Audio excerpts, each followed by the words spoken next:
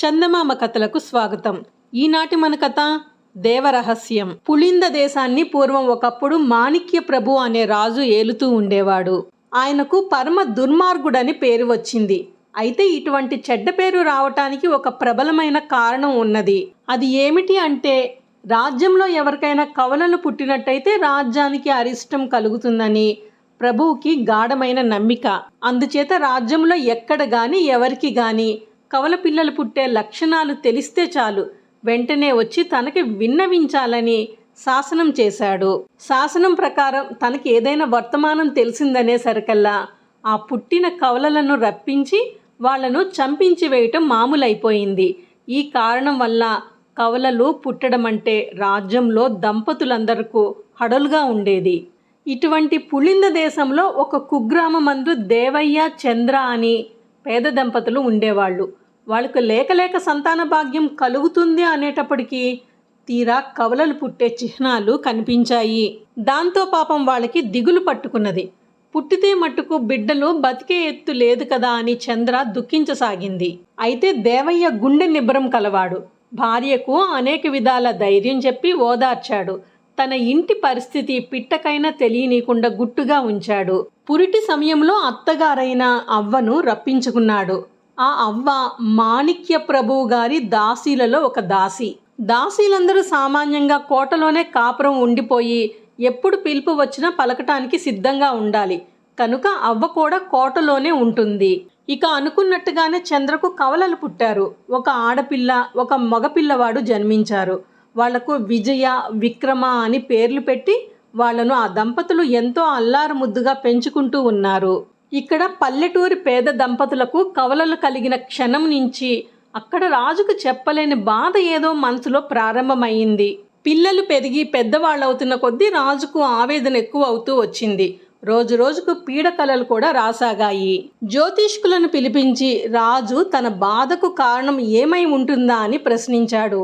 వారు శాస్త్రాలన్నీ తిరగవేసి ఈ రాజ్యంలో కవల బిడ్డలు పుట్టిన ఫలితం మరేమీ కాదు అని ఖచ్చితంగా చెప్పారు. తక్షణమే మాణిక్య ప్రభు వాడవాడలా దండోరా కొట్టించాడు. రాజ్యంలో కవల బిడ్డలను పట్టి తెచ్చిన వాళ్ళకి గొప్ప బహుమతి ఇస్తామని. దేవయ్య నివసించే గ్రామంలో కూడా దండోరా కొట్టారు. ఈ చాటింపు చెవిని పడటంతోనే ఎంత నిర్భరం కలవాడైనప్పటికీ దేవయ్య గుండెలు కొట్టుకున్నాయి. అయితే అతడు బుద్ధిశాలి, బెదిరిపోలేదు. నిదానంగా భార్యకి మంచి చెడ్డలన్నీ నచ్చజెప్పి కుమారుడైన విక్రముణ్ణి వెంటబెట్టుకుని పారిపోయాడు. పోయి దేవయ్య కొన్నాళ్లకు మక్కళ రాజ్యం చేరుకున్నాడు. మక్కళ దేశపు రాజు మాణిక్య ప్రభువుకు కప్పము కట్టే చిన్న పాలకుడు. అతనికి ఒక 12 ఏళ్ల కుమారుడు ఉన్నాడు. అనగా దేవయ్య కొడుకు విక్రముడు మక్కళ రాజపుత్రుడు ఒకే ఈడు వాళ్ళన్నమాట. వాళ్ళిద్దరికీ నేస్తం కలిసింది. ఆ వేళ విశేషం ఏమిటో గాని ఇద్దరు ప్రాణ స్నేహితులయ్యారు. ఈ కారణం వల్ల దేవయ్యకు మక్కళరాజు కోటలో కొలువు దొరికింది. విక్రముడు కూడా తన ప్రతిభ వల్ల అంచెలంచెల మీద అనేక పదవులు సంపాదించే చివరకు సేనాధిపతి అయ్యి రాణించాడు.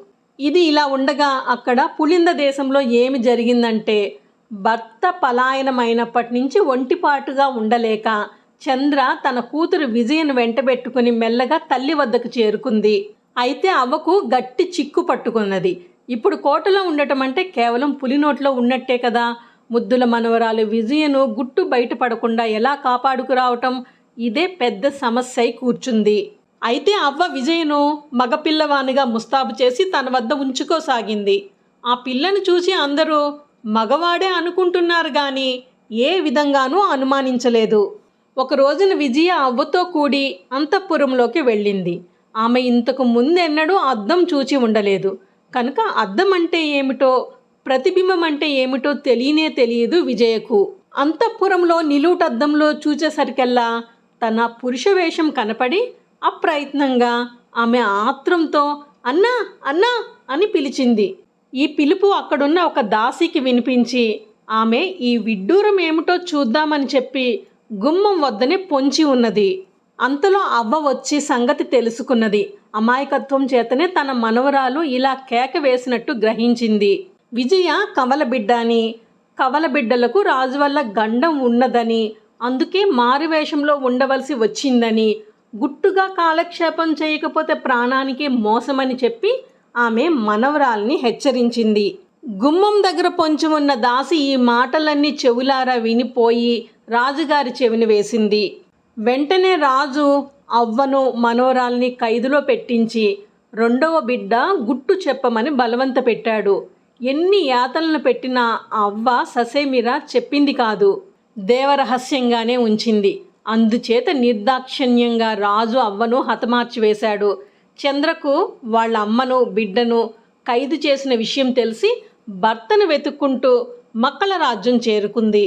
ఎంత నిర్బంధించినా అన్నను గురించి విజయ చెప్పలేకపోయింది. నిజానికి పాపం ఆమెకి ఏమీ తెలియదు కనుక రాజుకు ఏదో ఆలోచన తట్టి ఆమె చేతి వ్రాత వ్రాయించి పుచ్చుకున్నాడు. ఈ మోస్తరు దస్తూరితో పోలిక గల దస్తూరి ఎక్కడైనా దొరుకుతుందేమో కనిపెట్టమని నిపుణులను నియమించాడు. ఆ సమయంలో ఎవరో ఒక జాబు తెచ్చి రాజుకు సమర్పించుకున్నాడు.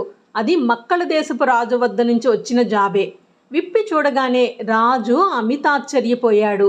ఏమీ అంటే ఆ లేఖలోని దస్తూరి సరిగ్గా విజయ చేతి వ్రాత మోస్తరుగానే ఉన్నది. తరువాత చదివేసరికి ఉత్తరంలో ఇలా ఉన్నది: ప్రభు, దేవరకు ఒకేసారి 80 బళ్ళ మీద బంగారు మొహరీలు సమర్పించుకుంటాను. ఇవి స్వీకరించి మా రాజ్యాన్ని స్వతంత్ర రాజ్యంగా ప్రకటించమని కోరుతున్నాను. ఇది చదివి రాజు చాలా సంతోషించాడు. ఇప్పుడు పంపించిన జాబు వ్రాసిందెవరో వారి పరంగా ద్రవ్యం పంపించినట్టయితే కోరిక నెరవేరుస్తామని వ్రాసి ఆ రాయబారి చేతనే జవాబు పంపించాడు మాణిక్య ప్రభు. ఈ జాబు చేరిన కొద్ది రోజులకే అనుకున్న ప్రకారం మక్కల రాజ్యం నుంచి 80 బళ్ళు వచ్చాయి. నగర పొలిమేరలో విడిది చేశాయి. మాణిక్య ప్రభువుకు కబురు తెలియగానే ఆ కవలబిడ్డ ఎలా ఉంటాడో చూడాలనే ఆత్రంతో స్వయంగానే బయలుదేరి పొలిమేర వరకు తరలి వెళ్ళాడు. మొట్టమొదట బండిలో నుండి దిగి వచ్చిన విక్రముడు రాజుకు వినయపూర్వకంగా నమస్కరించాడు. రాజు ఆశ్చర్యానికి మేరలేకపోయింది. విజయ, విక్రముడు ఒక్క అచ్చున పోత పోసిన బొమ్మలు. ఏమీ తేడా లేదు. రాజు పిల్లవానిని ఎంతో ఆప్యాయంతో ఆదరించాడు. కుశల ప్రశ్నలు వేశాడు. మాట వల్ల రూపు వల్ల కూడా ఆ పసివాడు విక్రముడు విజయతోటి కవలబిడ్డలేనని నిశ్చయమైపోయింది. ద్రవ్యపు సంచులు దించమని సెలవా అని అనుజ్ఞ కోరాడు విక్రముడు. అటు అనుజ్ఞనిస్తూనే దుష్టుడైన మాణిక్య ప్రభు ఇటు భటులకు విక్రముడిని చంపమని సంజ్ఞ చేశాడు. రాజు సంజ్ఞ చేసే లోపలనే విక్రముని సంజ్ఞ అందుకుని 80 బళ్లపైనున్న ద్రవ్యపు సంచుల్లో ఒక్కొక్క దాని నుండి ఒక్కొక్క యోధుడు బిలబిలమంటూ బయటకు వచ్చేశారు. వాళ్ళందరూ ఆయుధాలతో తయారుగా ఉన్న వీరులు. ఆదమర్పుగా ఉన్న రాజు పరివారం మీద పడి వాళ్లను నుగ్గు చేసివేశారు. ఆ సందడిలో ఎవరు చంపివేశారో గాని పాపం మాణిక్య ప్రభు కూడా నేలను కూలాడు. మాణిక్య ప్రభు చనిపోయినందుకు నగరంలో ఎవ్వరూ విచారం కనపరచలేదు. సేనాధిపతి అయిన విక్రముని చూసి అందరూ జోహారు చేశారు. అతడు విజయకు అన్నగారేనని తెలిసి ముచ్చటపడ్డారు. అతని యుక్తికి, ప్రభుభక్తికి, శౌర్యానికి, ప్రతాపానికి లోకులు జేజేలు కొట్టారు. విక్రముడే పులింద దేశ రాజుగా ఉండాలని ప్రజలు కోరారు. కానీ విక్రముడు మాత్రం అందుకు అంగీకరించలేదు. తనను పోషించి రక్షిస్తూ వచ్చిన మక్కల రాజ్యంతో ఈ రాజ్యం ఐక్యం కావటమే తన అభీష్టమని సూచించాడు. ప్రజలు శిరసావహించారు. ఈ విధంగా మక్కల రాజ్యానికి స్వాతంత్రం సిద్ధించటమే గాక విక్రముని శక్తి వల్ల మహా సామ్రాజ్యం అయ్యింది. విక్రముని ఔదార్యానికి మెచ్చి మక్కల రాజు కుమారునికి ఆ వెంటనే పట్టాభిషేకం చేసి విక్రముణ్ణి మంత్రిగా చేసుకున్నాడు. పైగా విజయకు మక్కల రాజ్యపుత్రునికి అతి వైభవంగా వివాహం అయ్యింది. ఈ విధంగా 2 రాజ్యాలు తలవని తలంపుగా ఒక్కటిగా మారి అందరూ సుఖంగా ఉంటూ ఉన్నారు. నాటి నుంచి కవలల గురించిన దుష్ట శాసనానికి స్వస్తి పలికారు. కృతజ్ఞుడైన విక్రముడు తన కుటుంబాన్ని రక్షించడానికి బలి అయిపోయిన అవ్వ జ్ఞాపకార్థం ఆమె చనిపోయిన మైదానంలోనే ఒక అద్భుతమైన దివ్యమైన భవనం కట్టించాడు. అది ఒక ఆలయంలాగా ఉండేది. దానిని పవిత్ర స్థలంగా ఎంచి జనమంతా చూడవచ్చేవాళ్ళు. అలా వెళ్లే ముందు ఛానల్ని సబ్స్క్రైబ్ చేయండి. నోటిఫికేషన్స్ కోసం బెల్ ఐకాన్ని క్లిక్ చేయండి. వీడియోని లైక్ అండ్ షేర్ చేయండి. మరిన్ని చందమామ కథల కోసం చందమామ కథలు ప్లేలిస్ట్ని విజిట్ చేయండి.